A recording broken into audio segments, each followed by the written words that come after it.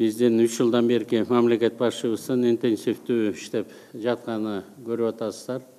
Сиздер менен чогуу биз бир командада иштеп, ошонун кичине жыйынтыктары алдын ала көрүнө баштады. Элге дагы, мына бизге дагы.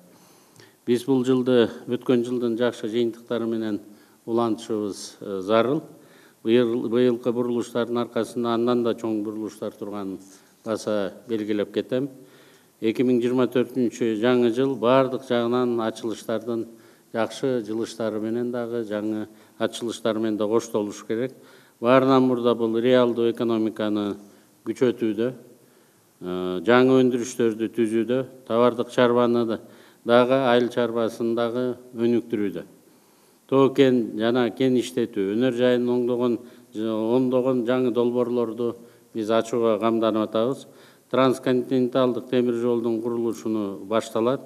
Бир нече ири гидроэнергетикалык объектилердин курулуштары башталып, бир топтору ачылат. Ошонун арасында Камбар Ата 500 миллион доллар инвестицияны биз уже Кыргыз өкмөтү таптык. Мындан биринчи этабы бүттү. Биз өзүбүздүн бюджетибизден 1 миллиард 860 миллион сом бөлүп бергенбиз.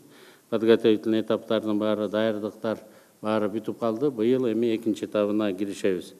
Дүйнөдөгү эң ири күн станцияларынын курулуштары дагы башталат деп жатабыз.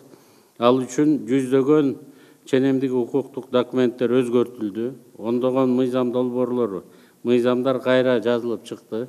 Эскилердин баары жокко чыгарылды. Азыр биз интенсивдүү өнүгүү учуруна кирип жатабыз.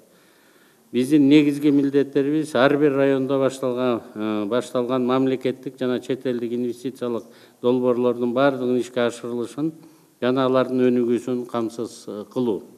Биз мындан ары жемиштүү иштерди гана көрсөтүшүбүз керек.